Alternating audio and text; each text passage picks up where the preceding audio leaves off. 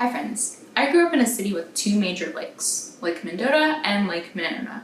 In between them sits a skinny strip of land called an isthmus. That's where the capital is. As I started to grow and make sense of the shape of the world, I would orient myself to the lakes.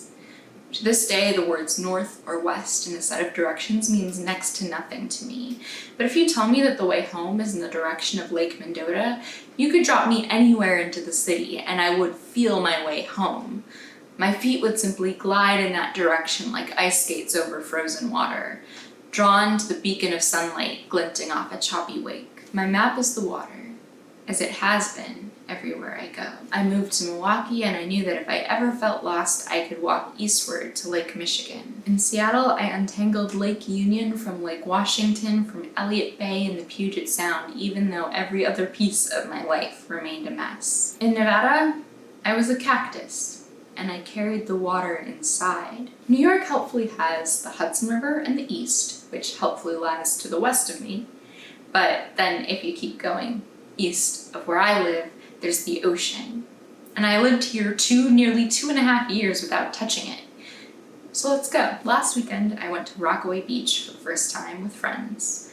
We got up at 8 a.m. and packed books and towels and snacks and sunscreen and walked the A train. The trains were spaced 25 minutes apart, so we spent most of that time in anticipation, drinking iced coffees and doing crossword puzzles as others, mostly families carrying beach chairs and then a subset of flight attendants, gathered on the platform. At last the train showed up, mostly empty, and we 5 lively women settled into one corner of the car. It was the same way that you get on the subway every day, complete with screeching metal and a strange man who yells at you for speaking to each other in a place where someone might not want to hear multiple women's voices at one time. Except, unlike a regular train, after about half an hour it heaves up into the sun and over the water, across a shimmery marshland that looks like the ones from home.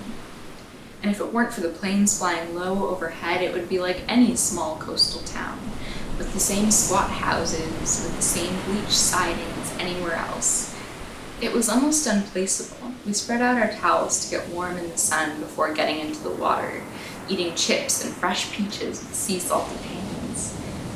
When it was time, half my group ran ahead, but I moved more hesitantly over the shell-studded sand into the cold ocean. You know how they always say that once you're in, it's fine, and that they're always right?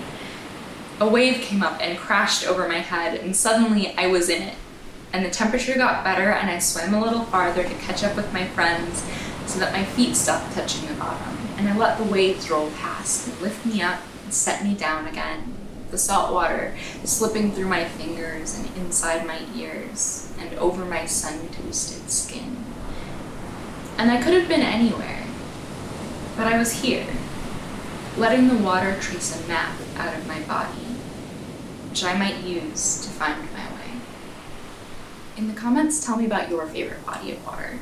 And if you like this video, there are 2 ways you can show some love. The first is by clicking the notification bell to see when I post new videos, and the other is by becoming a Patreon patron, so that you can get my monthly newsletter, special playlists, handwritten postcards. I'm 2/3 of the way to my goal right now of getting to 100 patrons, at which point I'm gonna make a Patreon exclusive zine.